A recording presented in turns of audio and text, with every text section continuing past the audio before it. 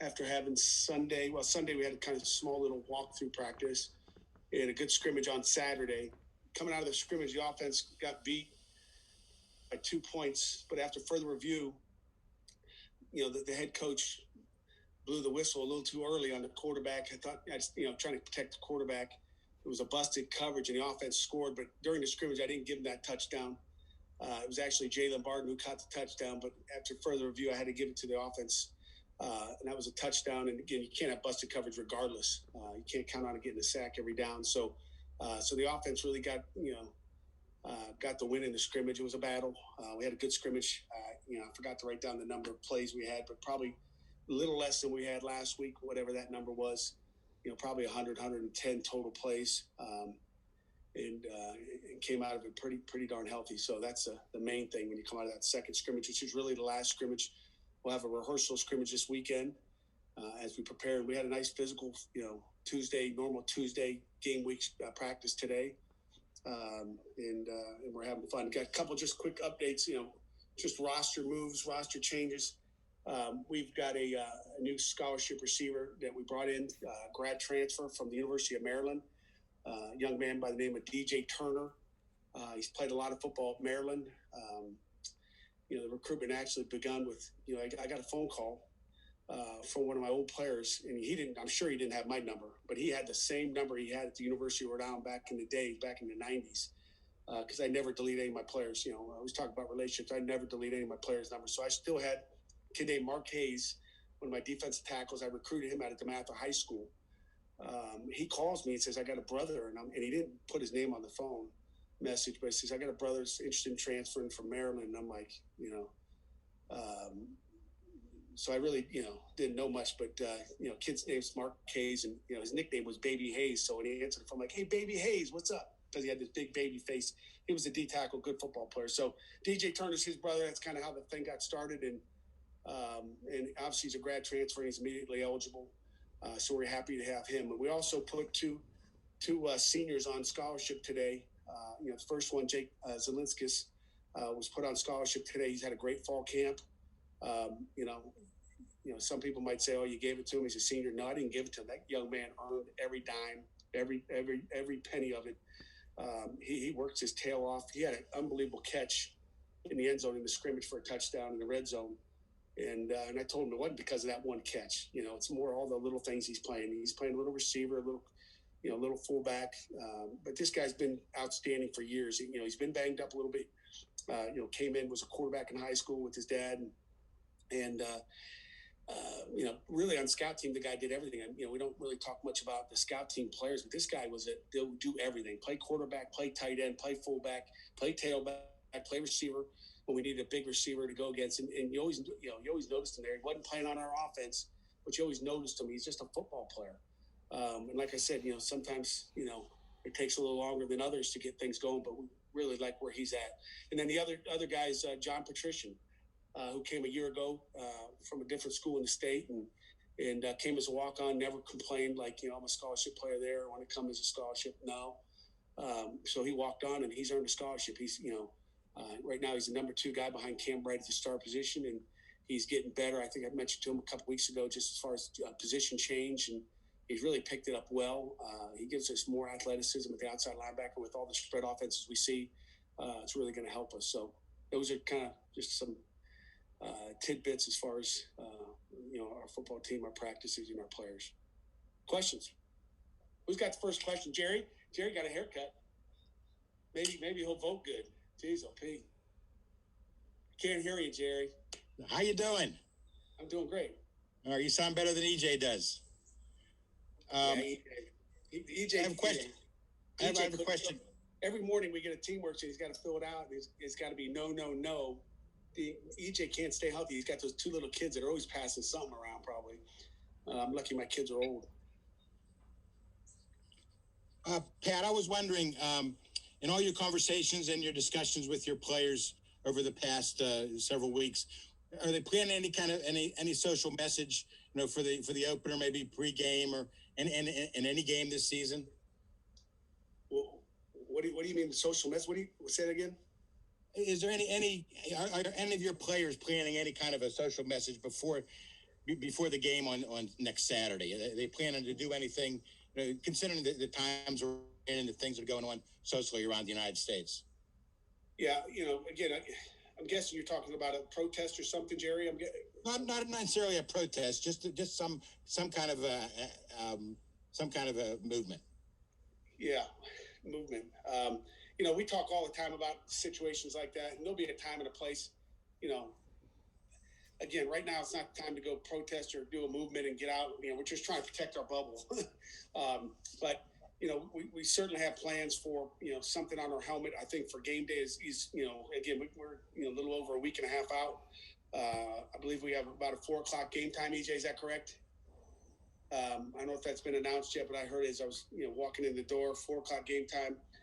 So we'll have something at game time. And again, it's getting close. I wish I had an answer already as far as what we're going to do just as a football team. And I want to be unified as a team for a helmet. But, so that's really all we have planned right now. But you know what? We take it day by day, Jared. We're not making, we don't have it on a calendar.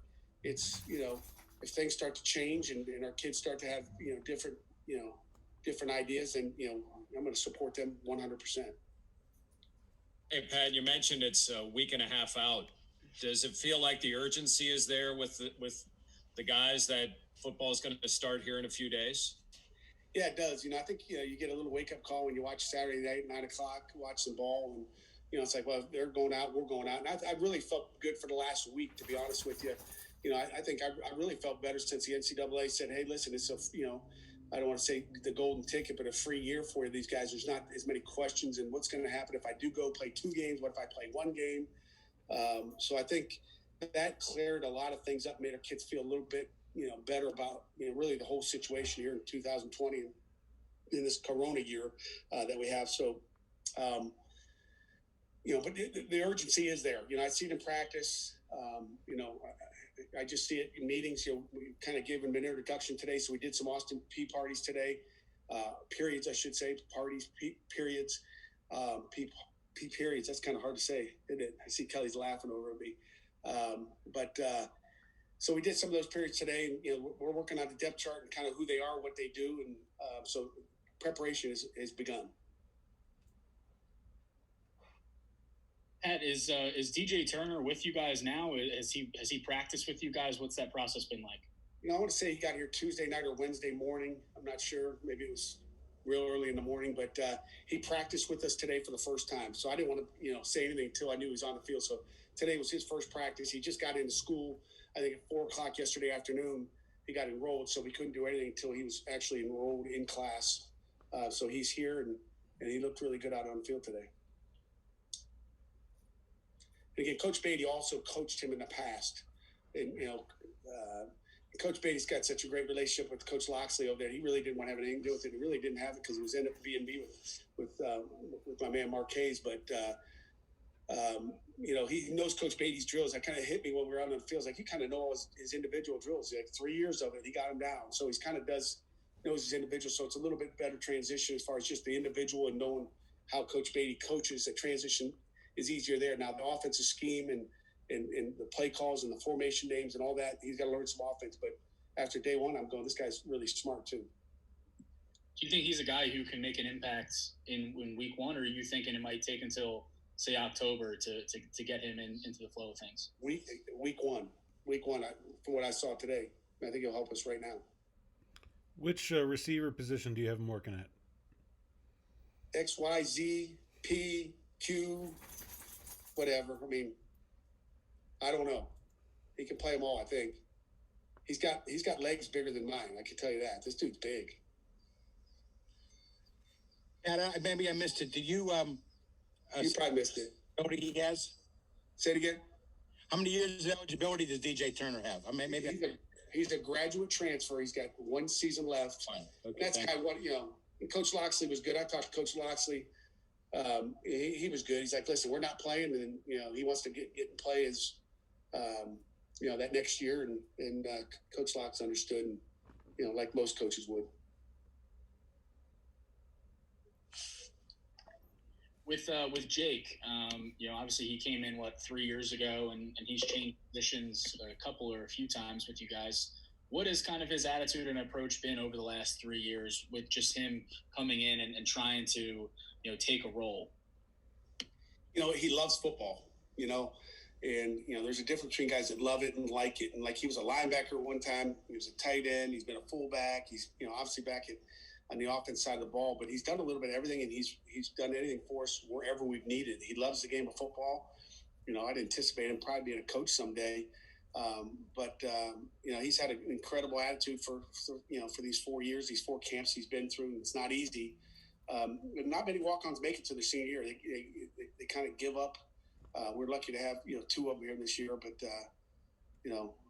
it's not easy to do. There's a lot of work that goes into it, a lot of sacrifices that his family's made for him to be here and do what he's done. So, Pat, when you think back to when you first got him, I mean, he was a quarterback. You've had a lot of success though with guys that were walk-ons that maybe didn't end up playing the role that they thought they were going to play, or you play them a lot on special teams. Is there something beyond just what they show on the football field that you look for in those guys that you think, well, here's something I can work with? Maybe he's never going to be our starting quarterback, but there's something here that I can turn into a football player? Yeah, and I mean, certainly, there's so many other intangibles besides just that, but it's the persistence that he's had that's kept him on the field. Okay, because he could have walked away a year ago and then never got to this point. After practice, he thanked me again. He's like, "This is the best day of my life." I don't think his parents even know. He tried to call him before practice. They're out in Arizona now. Dad retired, and I think they moved out there and bought a home. So they may be still sleeping. But congratulations to them as well. And what were you able to learn watching Austin Peay on Saturday? What were your impressions? You know what? Obviously, I think they're very athletic. I think they fly around, play hard. Koza, their defense coordinator is, he wasn't born when I was at Yale, and my dad coached with Carm Koza, his grandfather. So I've known about him for a long time. We've exchanged, phone calls and text messages and through the years. And then their offense coordinator is a guy from Youngstown, Ohio, old Struthers guy, Zetz, who was at Mississippi State.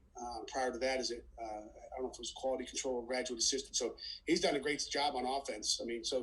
They're playing fast. They run a little bit of the triple option out of the, which they really hadn't shown much prior to. So, we obviously had 2 periods on that today. I'm trying to defend that, which, very similar to a Georgia Tech, except, obviously the quarterback's in a gun and the quarterback's not under center. So we've kind of, looked at some of that stuff already and game planned it. But I see an athletic, hungry, aggressive football team that's really athletic. I mean, you look on it, their roster is full of the roster is full of transfers, it seems like they got a slew of kids from Mississippi State. When Coach Zetz was there, they got an Ohio State transfer tailback that we talked to Ohio State, said, shoot, he was the best tailback we had in our freshman year. With Dobbins was there, Sneed was there. I think his last name is Sneed. But he said, they said over there, like we thought he was better than Dobbins. So they're talented all over the place. They've got a lot of skill. Don't let FCS fool you. They're talented, and they won 11 games last year, made it to the quarterfinals. So it's a good football team.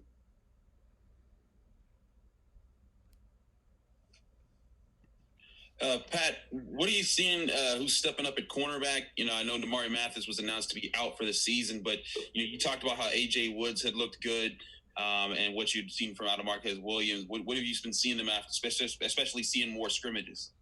Yeah, both those guys. Quez looks good. Quez had it. I think it was in the scrimmage. The days are starting to run together. But I think maybe even in the video we sent, like Quez had it looked like he was playing offense. He laid out and had a heck of an interception in the scrimmage. A diving catch like a receiver would have. Quez has looked good. AJ Woods. They both have really grown up, and I'm happy with where they are. The other guy that we've cross-trained even a year ago, he played both, was Eric Hallett.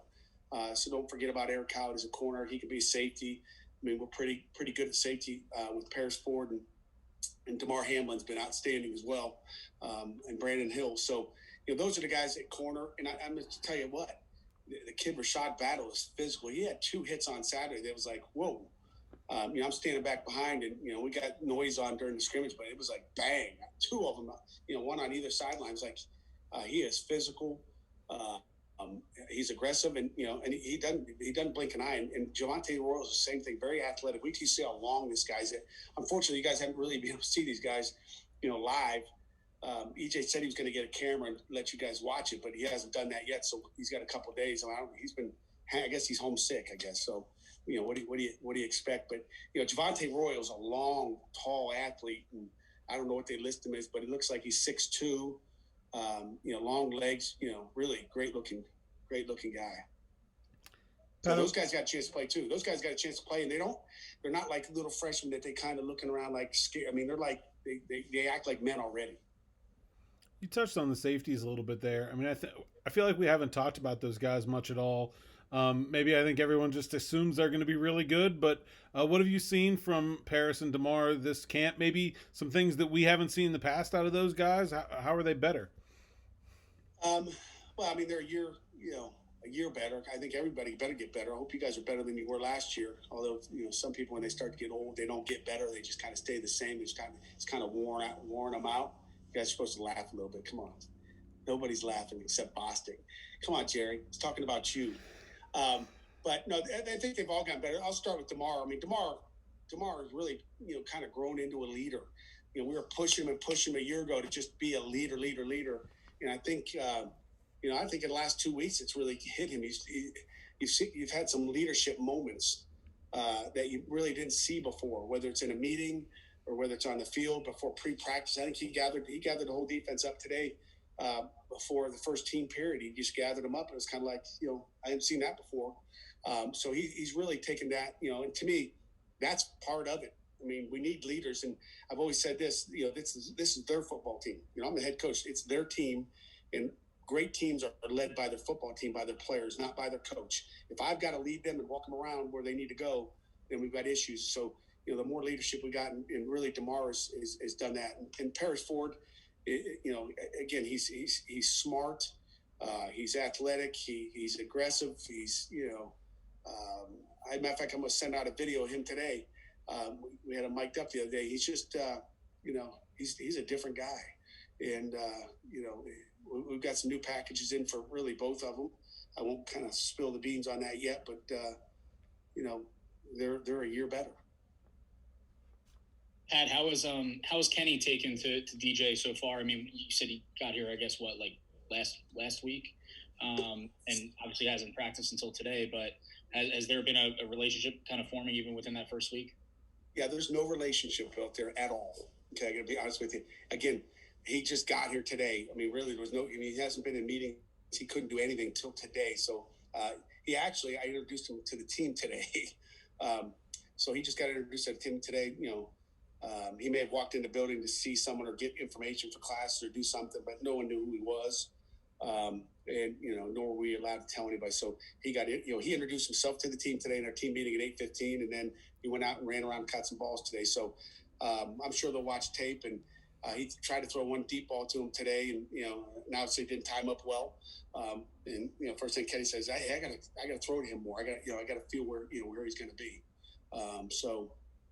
Matter of fact, Kenny underthrew him, so he outran the ball, which is a good thing. I'm glad he didn't overthrow him, and DJ couldn't get there. So he really made DJ have to come back to the ball, and the DB had a chance to break it up. But if Kenny would have chucked it up there, it would have been a touchdown.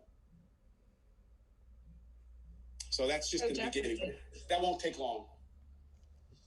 After the last scrimmage, you said there was some little tiny attention to detail kind of errors. Were those cleaned up by this past scrimmage? And do you have any concern? I mean, you just got the schedule times. Is it real? Do you have any concerns now, 10 days out? Yeah, no concerns at all. As far as you're talking game time, you're talking playing the game, Kelly? Yeah, and just anything that you feel like needs to be buttoned up more and just. Oh, we have. I mean, if I had a bucket of buttons right now, that thing would be full. There's everything to work on. I mean, we cleaned up some things in the scrimmage, and then we got some other things we need to clean up. So I mean, it's never ending. It'll be last game of the season, Kelly. We'll be trying to button things up, and there'll be more buttons to fasten. So it never ends, and that's kind of what we do as coaches, just continually trying to fix, adjust, make it better. Adjust it some more, tighten it up. Get it sewn right. the thread starts to loosen up, and we got to tighten it up again on that button. So, so it's just a concept. But we cleaned some things up. I think we look better. That's why we had less plays. And every day I think we get closer and closer. But you know what? There's a lot of things we'll have to fix after the opener as well. Just part of our job. Never ending. Any final questions before we move on to our student athletes? We'll have Deslin Alexander first, by the way. You got Deslin and who else? Who else? Jordan Addison would be following up. He's in the weight room right now, so we'll have the senior go first. Yeah, I don't know if you guys can hear the music, but my office vibrates when they're in the weight room, so I know someone's got it. In terms of your special teams, last season down the stretch, you had some changes at punter. What have you seen from that position so far in camp? Yeah, Kirk has done an incredible job. Appreciate you asking about the specialist, Ben. You an old specialist? No. No? Not exactly. But Kirk has been really locked in. Matter of fact, it's funny you ask it today. I was trying to mess with him. We had a punt period today, and he's been really locked in. Last year he wasn't locked in like he is this year. I was kind of mad at him last year. An injury change. Your mute button was going in and out, Ben, so I heard about half what you said. Was that an injury issue last season when Alex Keskin took over punting duties, or was that a performance? That was a performance. That was me being mad at him. He wasn't very good. He wasn't locked in. He's really locked in today. Matter of fact, he was punting one today, and he had this towel in his back pocket. It looked like he took his mom's dish rag from her kitchen sink and put it in the back. I was like, there's no swag out of that rag at all. And he didn't flinch. He didn't look at me like, what, coach? Usually he would look at me. So he was locked in. I was like, did you hear me? He was, I heard you, coach. He was just ignoring me. So he's locked in. He's punting as well as I've ever seen him punt. So good question. And I have a general question about the defense. You've been involved and been around some really great defenses in your career, but great defense is also made up by some intangible characteristics, not just athletic ability. What do you see from your intangibles from your defense now that makes you think it's going to have a good season? The first thing is they got confidence. They believe, from the corners to the defensive line. I think there's a belief that they can be as good as they want to be. So that's the first thing. And a year ago going into the season, did they really believe, that they could do what they did? I don't know. But kind of their motto right now, Jerry, is the defensive motto right now is unfinished business. Okay. So that could be one of your questions for Deslin is what does unfinished business mean? But it's unfinished business because, we still got ways to go. We still want to be better. And, thinking that you arrived, nobody cares what you did a year ago. It's what you do in 2020. And, we've got a lot to prove on both sides of the ball in the special teams. And it's a new year, but they do have confidence. That's the one thing. I think they have confidence in who they are, what they can do. And I think anytime you have confidence, people got to watch out for. Confidence can be deadly. And you know what? If you don't have confidence, it can be fatal. Okay. Pat, there was a video that surfaced yesterday with some comments about Matt Canada. I just wanted to see if you had to clarify your relationship with Matt or anything about that. I heard about that yesterday. I got a text message on it. Matter of fact, I got 2 text messages on it. But Matt Canada, our relationship has never changed. I love Matt Canada. He's an unbelievable offense coordinator, and I'm happy he's with the black and gold next door. Okay, the guy did a tremendous job as our offense coordinator. I didn't want to lose him. That's why we paid him $1 million. We tried to pay him $1 million, and everybody's got to make people make decisions. And my point was, I think that was at a clinic. And again, I didn't see the video. I heard about the video, but it sounded like it was at a clinic from what I heard. And I was just, someone may ask the question. I don't remember how it came. I will roll on and just kind of tell stories. And to me, it's real stories, just how I feel. And again, it's an opinion. It's an opinion only of just being patient. And, I had an NFL player, NFL coach. I'll even tell you who he is. A kid named Frankie Smith, tight ends coach, coached him at Miami, Ohio, texted me yesterday. And, again, it's just, it's just, whether it's a young guy taking it or, take it, everybody can look at it any way you want. Okay. And Frankie Smith texted me yesterday. Great point on the patience and coaching story I read. Enjoyed your point. Hope you're well. Stay healthy. Frank Smith. I don't know if you guys can see that or where the hell the camera is, but everybody wants to twist words around. I love Matt Canada. That guy's awesome. And like I said, the guy's going to find his path one way or another, and he made a heck of a lot of money doing it. I know he wants to be a head coach, and I love Matt, so I don't think there anything really further needs to be said. If anybody or if Matt took that the wrong way, I sure hope he didn't. I have not talked to him since because he's busy. I'm busy, and in our world, that's it doesn't matter. I think that's about all I've got on that. Good question. Thank you, Coach. Thank you, Coach. All right, guys. Thank you. Have a good one. Enjoy Deslin.